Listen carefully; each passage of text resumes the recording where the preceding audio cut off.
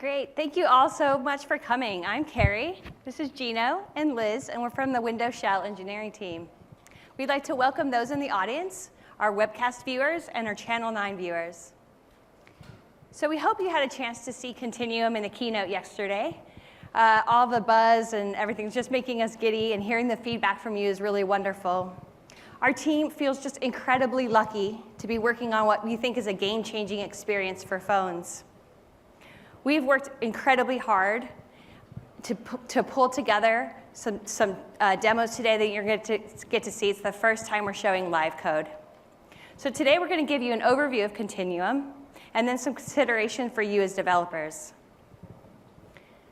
So I know there's one thing in here that we all share, and that's our love for phones. It's always at my side. We sleep next to them, we take them to the bathroom, they're our favorite dinner date. In Japan, they had to create waterproof phones because 90% of teens would not take a shower without their phone.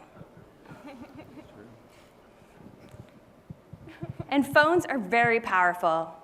The processing power of a phone is rivaling that of a desktop PC. But even with this processing power, sometimes it's just not enough. Phones are great when you're on the go, but the phone form factor can be too limiting. So here in Excel, you can see my reporting spreadsheet, and I can pan around and I can see the details, but because of the screen size, it's difficult to get the whole picture. And we've all had times where we had to write a long email or edit a document, and we wish we had a keyboard and mouse. And so this is why we created Continuum. Continuum is part of the Windows operating system. It enables a Windows phone to power a PC-like experience for Windows apps. So you can imagine walking into a dorm or home office and docking your Windows phone to a display, a keyboard, and a mouse. So what you see here, this is not a PC, but the phone is powering both of these screens. And Excel here is a Windows app that is scaling to the screen size and showing its adaptive layout.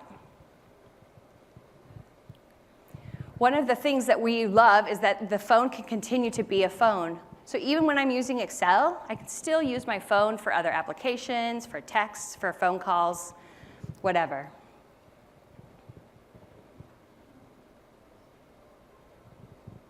So Continuum, it allows you to have two apps, one app on your phone, one app on the connected screen, both being powered by your phone. Windows apps scale beautifully among these screens. And when you want to input with them, you can use keyboard and mouse, or a controller app that we designed to be a software touchpad.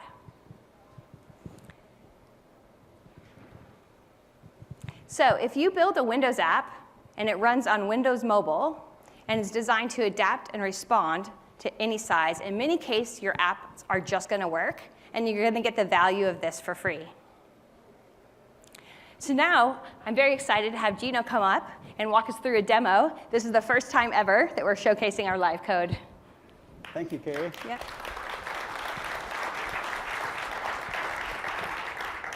Thanks, Carrie. Thanks to all of you in the room and those of you online. It's a privilege to be able to present to you today. So if you watched the keynote yesterday, you saw Joe present a simulation of Continuum for phone. And to be quite honest with you, over the past week, there's been a couple of days where we thought we might be showing you that same simulation in here. But our developers in Redmond worked really hard to put together a good, solid build, and we're really excited to share that with you today.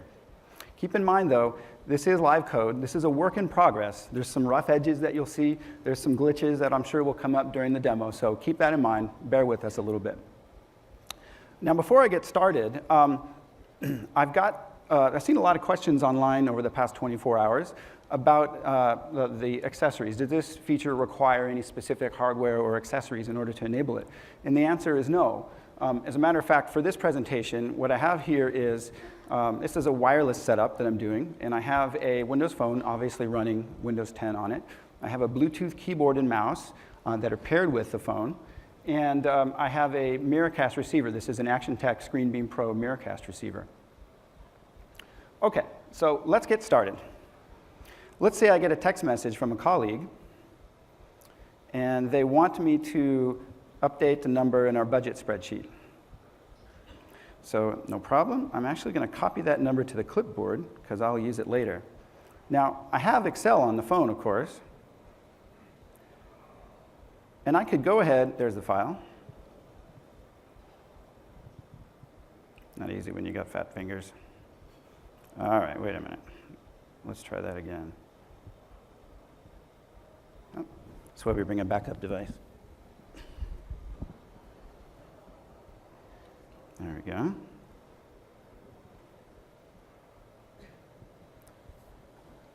Actually, there we go. Sorry about that. Told you there'd be glitches. I warned you. Okay, so this is Excel on the phone. Now, it's a universal Windows app, so it scales down. This is the small screen, the phone form factor and layout, of course.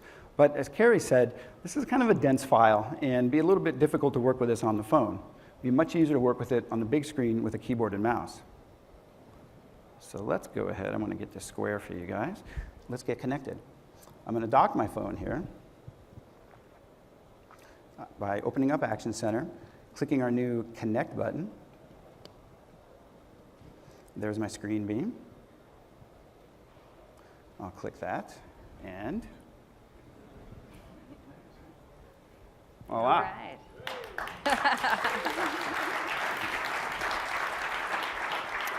Welcome to Continuum. And I know this is going to sound really cheesy, but welcome to the future. So this is my phone start screen, right? It's exactly as I've customized it. My apps are in a familiar location, and it works great with mouse. Bring my mouse over here. I can scroll up and down.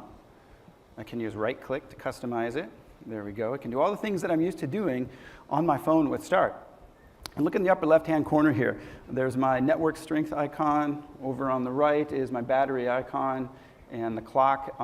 This is my phone, and this is my phone powering a second screen. But over here, if you bring your attention to the phone part of the picture-in-picture, I can go back, and there's Excel. Excel's still running there. Okay, so let's have a little fun here. Let's open Excel. We're going to bring it over to the big screen. I simply go to Start, click that, and there it reflows.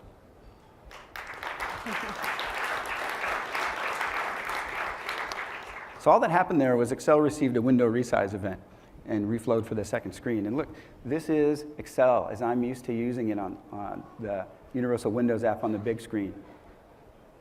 It looks great. It works great with keyboard and mouse. And let's see, I want to go ahead and make that change. So keep an eye on the charts here. I right-clicked. I'm going to paste in there. Everything refreshes. It works just like Excel. This is a great thing about Continuum and about Windows apps is I have one binary, and I can design that to flow and rescale for different form factors, but it's one binary across all form factors. All right, so now I can continue to be productive here with my keyboard and mouse, but let's say I'm done working, and now I want to go downstairs and watch a movie on my TV. I have a Miracast receiver connected to the TV in my living room, so I can sit back on my couch and I can stream from my phone. But I don't have a keyboard, I don't have a mouse down there. So as Carrie mentioned, for that, what we built is the Continuum controller app. Now, if you look at this blue bar across the top of the phone, it says that I'm connected and it says tap to control. I'll go ahead and do that. And this is the controller app. Now, we're still working on this. It's still a work in progress here. But this operates just like a trackpad. So I'm going to go ahead here, and if I move my finger around on the screen, what you'll see is the mouse should move. Like I said, we're still working on this. It will move on the external screen. I can tap on icons to open them. I can tap on items within applications. If I tap in a text field in an application, the keyboard on the phone will come up, and I can enter text there. That will then be routed directly into the application running on the external screen. So last thing I'll leave you with is let's take that movie watching scenario and run it all the way through. I'm going to go and open our video app.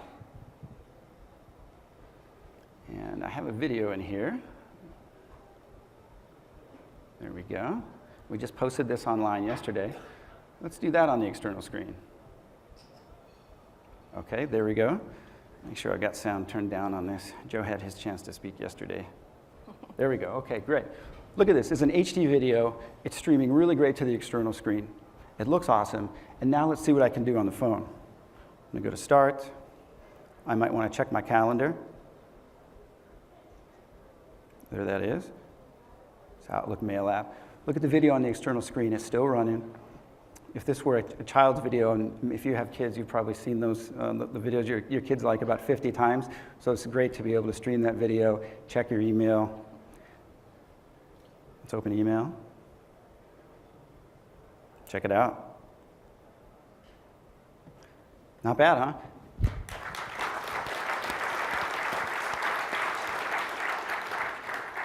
Now, I know what you're thinking, and I want to say we can do this with streaming video over the web, and it's still just as rock solid. It's great. All right, folks, that's a little brief overview of Continuum. Thanks, Carrie. Great. Back to slides. Great. Thank you so much, Gino. We did it. Great. That was super fun for all of our team out watching. It was fun to show. All right. So Continuum is a really important feature for Windows 10. Our vision is to enable a PC experience for everyone on every screen. In developed markets where people have PCs, it's much more around flexibility and convenience. If you leave your laptop at work or you're just too lazy to bring it home, you can be confident that you can get your work done if you need to. And this is what we're delivering for Windows 10. In emerging markets like China and India, the smartphone is the first and only computing device for many people. So you can imagine if you're a student and you have just one computing device, it will be a phone. And you know what? Likely, you also have a TV. So now you can imagine taking your Windows phone, connecting it to your existing television, adding a keyboard and mouse, and having a PC experience, maybe for the first time. We know from our research that this is really a game changer. It was really impactful when we brought these scenarios to those markets. And this is the roadmap for Continuum. So we talked today about how Continuum can light up a display and a keyboard and mouse. But we actually envision a world where the phone powers many more screens and experiences, where every screen can become a PC. So Continuum enables a new class of low-cost, flexible hardware that can be powered by the phone. So what you're seeing here, this is not a laptop. This is a display and a keyboard, and there's no processor inside. The phone is powering this device to be just like a laptop. And here you can imagine taking away the keyboard and having a tablet. There's so many other ideas that we have. So one of the other great things about these devices is that they can be shared. So for example, in my household, I could be using this device, and then my husband can pick it up and can use his phone to power it and have a personalized experience with his apps, his data, his services. And my son can pick it up and use it for homework. So we're really, really excited to talk about how Continuum scenarios might light up your Windows apps. And I'm going to invite Liz to come in and talk about the considerations for you as developers.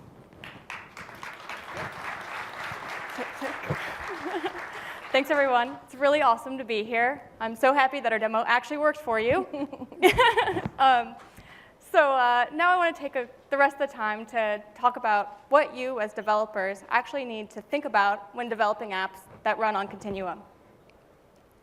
So we have a bunch of developer considerations. Only about 3 of them are really integral to your success. And then we have a couple other topics we just want to show off and get you thinking about. But before we talk about those, I want to make sure everyone's grounded in the 3 hardware configurations that will be available in Windows 10. So the first configuration is a wired dock. You could think of someone going home, sitting at a desk in front of a monitor, keyboard, and mouse to be productive. Now, in this configuration, there's a dock that serves as a hub for these 4 accessories: the monitor, keyboard, mouse, and phone. The keyboard and mouse are plugged in via USB to the dock, or they can be paired via Bluetooth to the phone itself. Now, the big benefit of this scenario is that because the phone is actually plugged into the dock, your phone will be charging while using the external screen. and you'll get the best performance possible. Now, I know a lot of people prefer wireless configurations, so you can also have the same productivity-centric scenario with a wireless dock. The main difference between this and the previous scenario being that instead of plugging your phone in, you just connect via Miracast. So our final configuration is a wireless dongle. You can think of someone going home and lounging back on the couch with friends and family. And instead of using a keyboard and mouse to power the external screen, we actually expect people to use their phone with the Continuum controller. Here, you can enjoy videos, music, photos, any other Windows app that you want on the big screen. The big benefit of this is flexibility. You can take your phone and power any screen on the go and navigate it with our application. So I think the most important thing for you as a developer to remember is that users will interact with your Windows apps on big screens with a keyboard and mouse powered by a phone.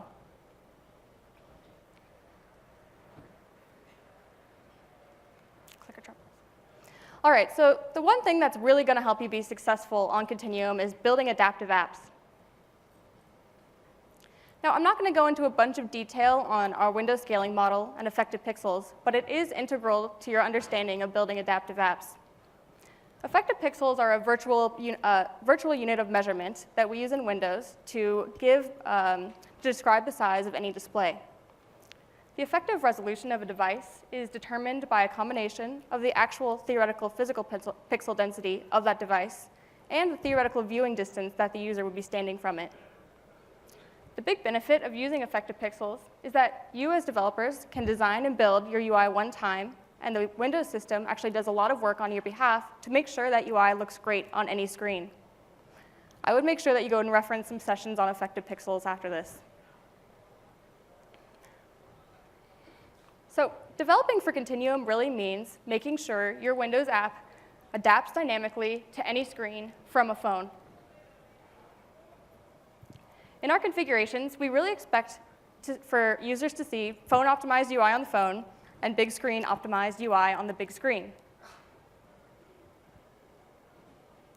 Now, when we think about adaptation, we think about it in three kind of building principles, the first of which is called fluid UI. Now, fluid UI is all about building UI elements in effective pixels and positioning those UI elements relative to each other and the container that they're in on any screen. This is kind of the foundation of building an adaptive app, and if you do this, you should get some default behavior for adaptation on Continuum. So given a window size change, your app should be able to resize to any screen. Here you can see that as the screen size shrinks, the content in the screen actually resizes to better fit the space that it's in. You can also use wrap grid style controls to reflow and wrap content based on the width that's available. You could wrap text, images, tiles, or any other kind of grid-like structure. So let's look at a more concrete example. In this view, we have three main UI elements. The first one on top is just a photo that always spans 100% of the width of the screen. Then there's an element in the bottom left that spans a third of the screen, and an element in the bottom right that spans 2/3. So this view was designed only with percentage-based layouts, and the content is either right justified or left justified to the container itself or to other UI elements. This means that when the window size shrinks, this app can adapt really easy and naturally to any screen size. So to actually do this on your own, you should reference the relative panel class. This class will help you position your UI elements on any screen relative to each other and the container. Using this class, with percentage-based layouts and things like wrap grid controls, will give you a fundamental scaling experience on any screen. All right, so the second, if you want to do a little bit more work than just that basic fluid UI, you can use responsive UI. And this is all about revealing and morphing and repositioning UI at specific snap points. Now, a snap point is a trigger that you use to actually snap between two different UI layouts. For Continuum, we suggest that you use a snap point of 768 effective pixels. This seems kind of arbitrary, but it's actually kind of the line between what devices we consider to be a phone and what devices we consider to be larger displays or not phones. So for any device that's less than 768 effective pixels, again, the user should see phone-centric UI. And for bigger screens, large screen UI. So responsive UI is all about using adaptive triggers.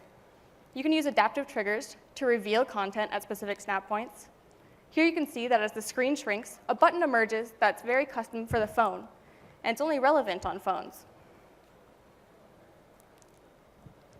You can also reposition UI. So in this example, as the screen shrinks, UI element A and B condense a little bit, but then at a specific point, they become too narrow. So at this point, UI element B actually snaps off the side and moves down below UI element A. Let's look at the same example. So at some point, if I shrink the screen a little bit too much, what's going to happen is this is going to become unusable. The two columns are going to have weird one-line text fields. So instead of just shrinking it, at a snap point, it's actually beneficial for the developer to just break off that right-hand bottom UI element and wrap it along the bottom. So let's take a look at an example of using an adaptive trigger.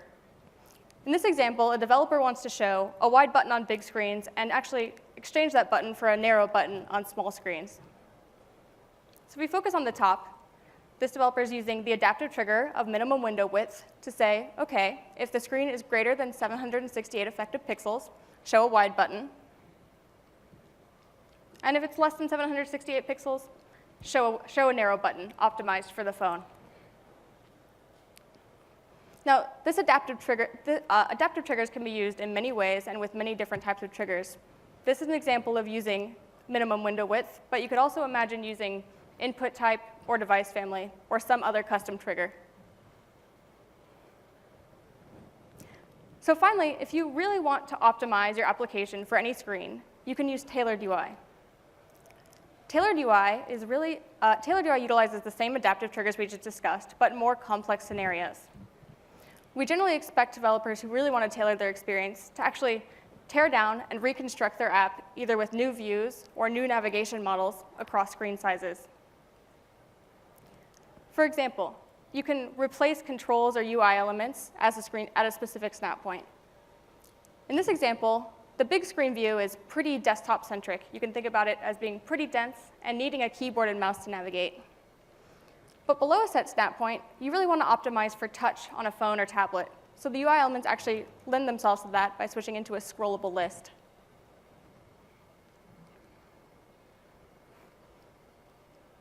You can also just re-architect the entire navigation model and layout of your application. In this example, on the big screen, the application has a two-column view, a column with a list, and then a column with a reading pane. And as the screen shrinks, that actually switches to a single-column view to optimize for screen size. As I said, you can use literally the exact same adaptive triggers to build tailored UI. It just is growing in complexity. All right, so I'm actually going to switch over and show you guys a couple of adaptive apps in action. Hopefully, we will have some demoing abilities again. Good. OK, so I'm actually going to take a look at the weather app. So the weather app is a really good example of an application that uses very basic fluid UI principles to make sure that they adapt to any screen size. So here you can see that it's 82 degrees. I'm kind of sad I'm not outside. There's a weekly preview of the weather, some charts, and then details. Now I'm going to go ahead and move this app to the big screen.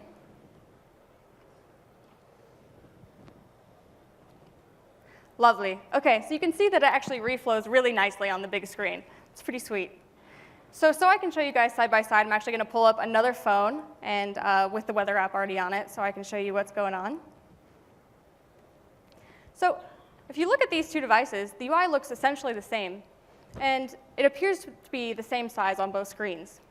It appears to be the same size because the developers used effective pixels to actually build their UI elements and their fonts. So the system, on their behalf, does work to make sure that the UI looks great across all screens. They do a lot of good stuff with resizing UI elements. So they resized this window where the day of views are so that on a big screen, you can see more days, say 8 or 10, whereas on the small screen, you have to scroll. And then if I navigate down to this details list, go over here, you can see that on the phone, it's just a simple list of details.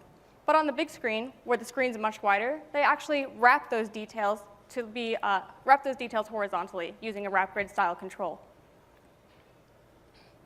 So let's take a look at a couple more apps. I'll pull up Outlook Mail.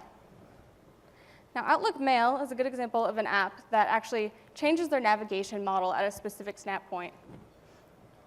Reminder, the phone I'm showing is not the phone powering the external screen. Oh, give that another go. I'm just using it so I can show you guys the app side by side. Lovely. So, perfect. So this is Outlook on the big screen. Very similar, identical to what you would see on desktop. So as you can see on the phone, Outlook has this single column view where they actually just have either the reading list, the mail list, or I can select a mail, go in, and it will load just in that mail. You can see on the big screen, when I have that same mail open, it actually reflows, and you can see the 3-column view.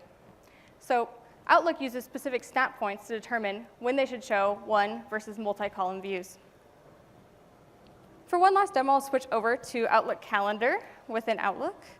Hopefully this will work for us. Lovely. So Outlook Calendar on the phone is really optimized for just checking out what you're doing today or what you're doing next. They kind of assume people are on the go and just want to see what the next appointment is. So here I basically can either look at my agenda or I can look at my day. Now on the big screen, they actually have, well, hang on, let me try this again. Bug Central, yeah, you set that up. On the big screen, they make available, they theoretically make available the month view, the week view, et cetera, because they really want you to be able to take advantage of that big screen in the best way possible. So we'll go ahead and switch back over to the deck.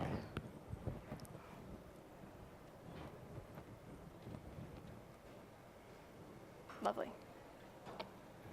Great. So now we've talked about building adaptive apps.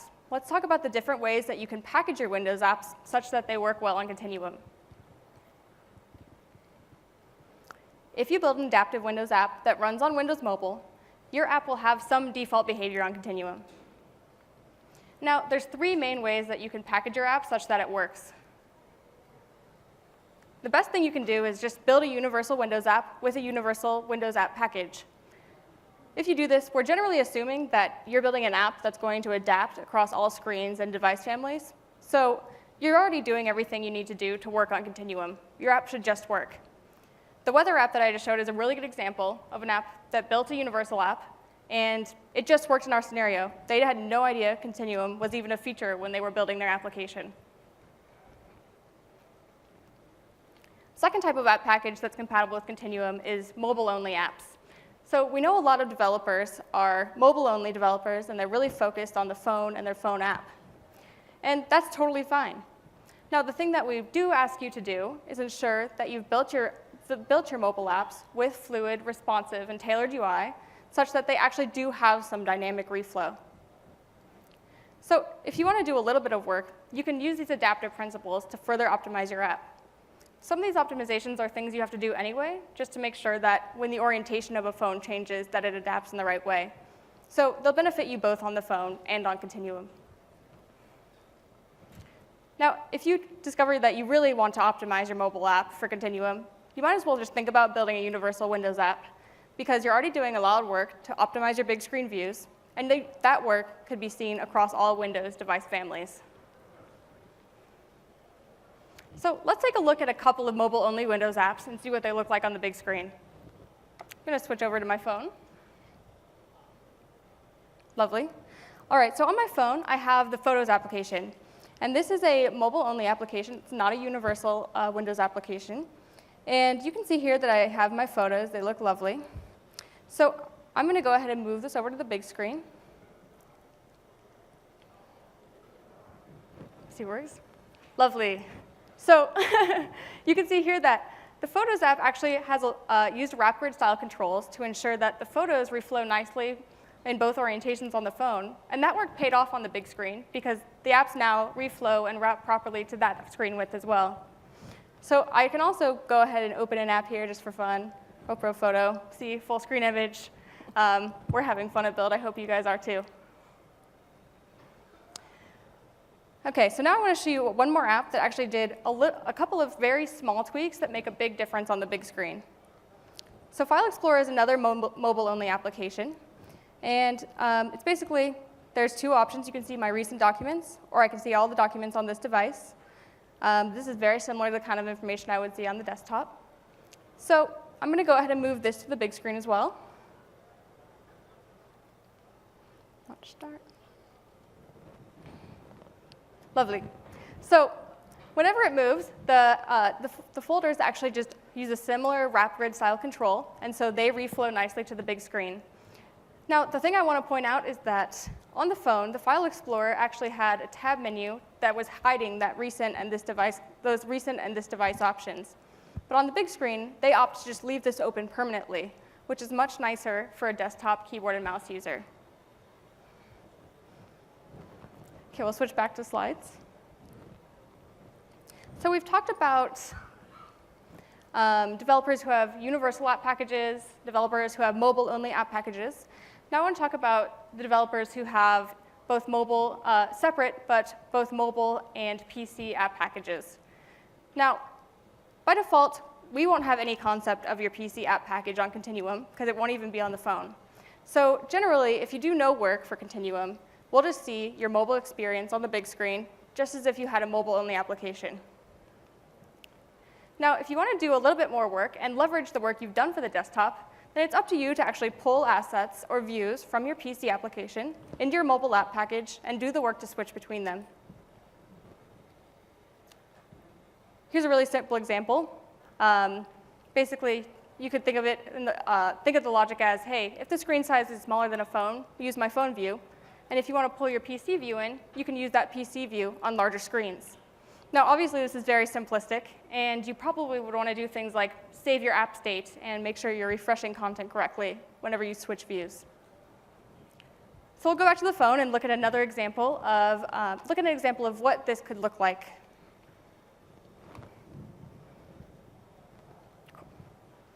All right, so here I have Microsoft Word on the phone. You can see I have my Word documents.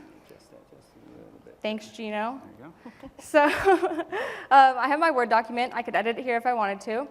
And the main difference between Office on the phone and Office on the big screen is the controls.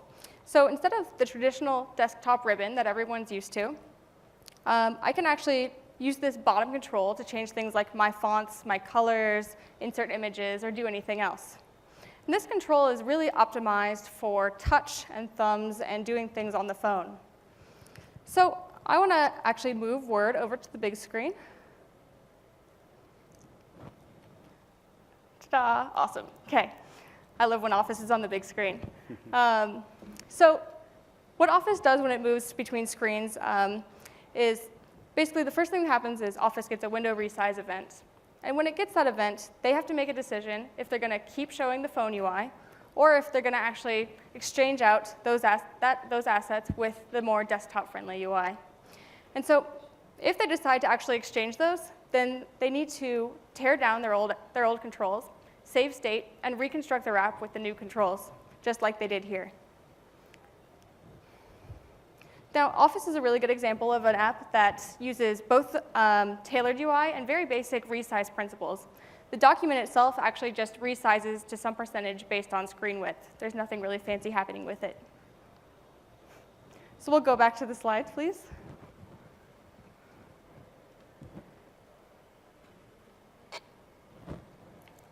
All right, so how do you test your applications on Continuum? So generally, we expect that your applications will respond and adapt given only a window resize event and based on the width of the screen that it's on. So really what you can do is just test it on the desktop. Because if you resize your window on a desktop, then you'll get exactly the same events, the same things will happen as if it was moving between screens on Continuum. if you're successful when you resize your window on desktop, you should be successful in our scenario. Now, this is a bit nuanced. Obviously, if you're using more complex triggers, you would have to develop test hooks to actually test your application.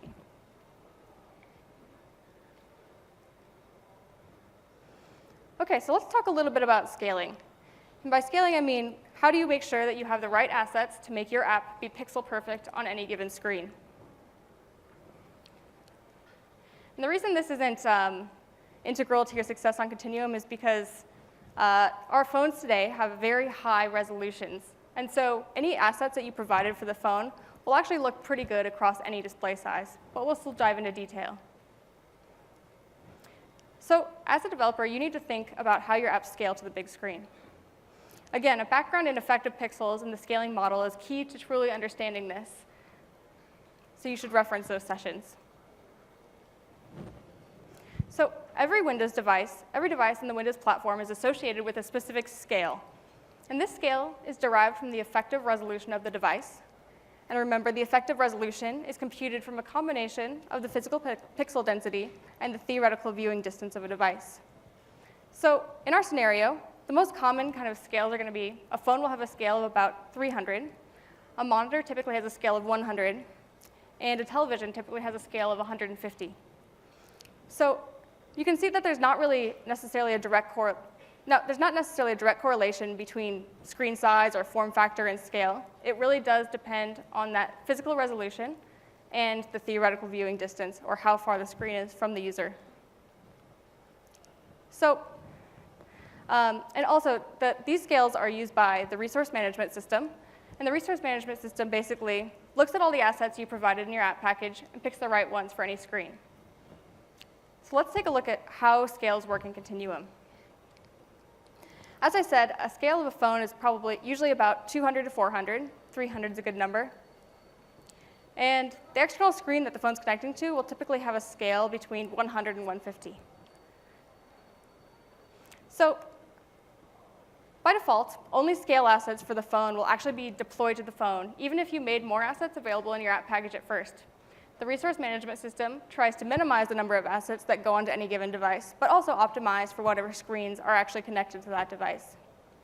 So if the phone has a scale factor of 300, then by default, only scale 300 assets will ever be deployed to that device. Yeah, and that sounds problematic at first, because monitors really want to be at a scale 100 or a scale 150. So at first connection, or by default, you kind of get this experience where, that should say 300, sorry, where the phone and the big screen are both scale 300. But if you do work to make assets available in your app package for, say, scale 100 and scale 150, then the resource management system will actually do all of the work for you to make sure that those correct assets wind up on the right screen at the right time. You don't have to do anything but provide the assets for it. And I will note, to save space, if the user doesn't reconnect to the screen within 30 days, then those assets will be removed from the phone and re-downloaded if needed. So if you don't provide assets, you basically run the risk of your assets not scaling correctly or not being pixel perfect on any screen.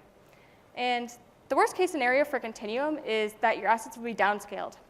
We can basically guarantee this because we know our phones have very high resolution screens, and all the monitors and TVs that you're connecting to will most likely be either the same resolution or a lower resolution. So whenever an asset's downscaled, the system is essentially taking one of the high resolution images you provided for the phone and scaling it down to the lower resolution of the connected monitor or TV. So when this happens, the icons basically become not pixel perfect. They're compressed. But in reality, they won't really look that bad. The average person probably can't really tell the difference between this compressed image and the pixel perfect image. So that's why it's not really integral to your success in our scenario. But in case you do want to be pixel perfect, here's how you actually go about adding and referencing scaling resources. You can add scaling resources in one of two ways. First, you can add new assets to an assets folder in your app solution. You add them with the nomenclature of name.scale-xxx for whatever scale you're using. And you can just throw all of your assets in this one folder, and if you use this nomenclature, the system will find the right assets at the right time and put them on the right screens. You can also have scale-specific folders. So rather than putting all your assets in one folder, you can actually just put the same set of assets in different scaling folders. And again, the system will do the right thing to grab the right ones on the right screens. I will note that you can actually mix and match this organization system. You could have scale folders and an assets folder, and the system will hunt through all of them. You can reference your resources with a URI, leaving out the scale-XXX. Again, the system knows what scale it's looking for, and it knows how to find it. So an example, an image tag in XAML could look something like this. And this is really, you're referencing the logo image that's in your asset folder. And based on whatever screen you're on, the system will go and find the best scaled image for that screen.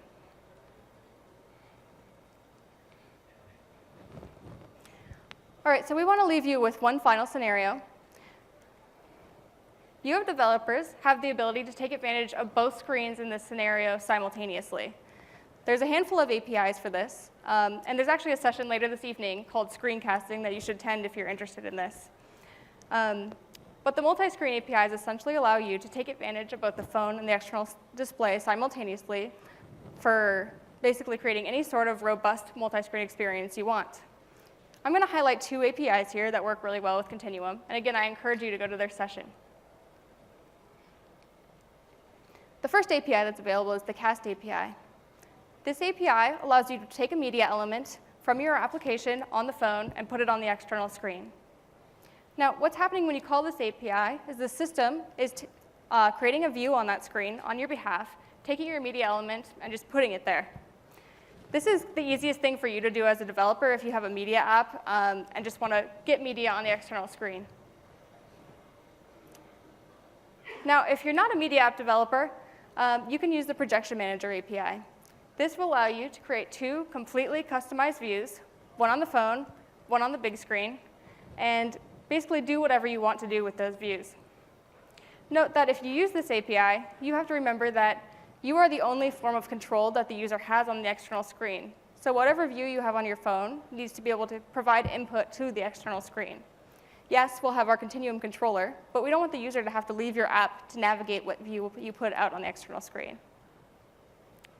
So let's take a look at how you would actually go about using the Projection Manager at a high level. So the first thing you do is just start by checking whether or not there's even a device connected. If there's not, you'd have to handle it as a single screen. But if there is, you can go ahead and create the view that you want to put both on the external screen and on the phone. At which point, and then once the view is created, you can call projection manager.startProjectionAsync to show your new view on the display. And then once you're done with multi-screen session, you can call stopProjectionAsync, and the multi-screen session will end, and your app will return to the screen that it originated on. All right, so one last demo for you guys. Hopefully, we will be just as successful as before. I'm actually going to switch over to the phone. Great. So here I have PowerPoint. And historically, whenever people have done slideshows from their phones, they've wound up in this state where the slideshow is actually mirrored across the two screens. I see my slides there, and I see my slides here. So PowerPoint has actually utilized the Projection Manager in a new way for Windows Phone. Go ahead and start my presentation. Awesome. So now you can see that instead of seeing the mirrored thing, where I see the slides on both screens, I actually see not only the slides on my phone, but also my notes and the slides that are to come. And I can really easily just slide between these. Oh no, I'm going back. You guys got to see that animation. So you guys, I can really easily go through here. You can see that the animations are crisp and clean. It looks great on the big screen. And my notes are readily available for me on the phone.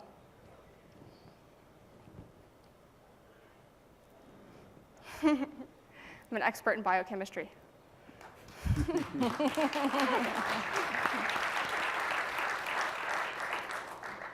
All right, so I'm just going to go ahead and finish up the presentation from my phone because it's already connected with just some calls to action for you guys as developers.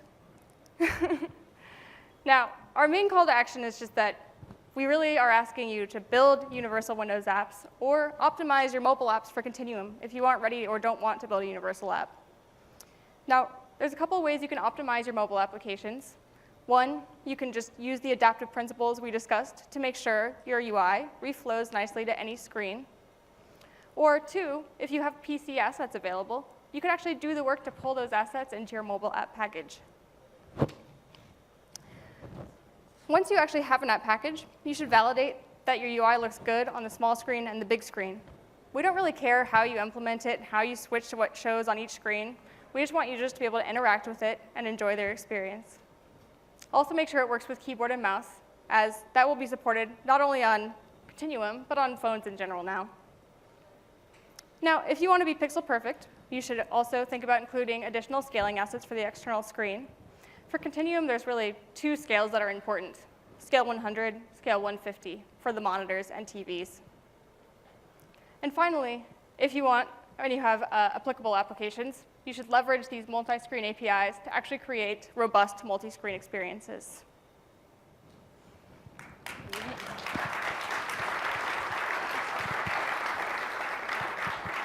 So we just wanted to say thank you so much for coming. We are just super excited about Continuum and the scenarios that it's going to drive in the future. We will be here for questions afterwards. And yeah, thank you very much. Thanks, everyone.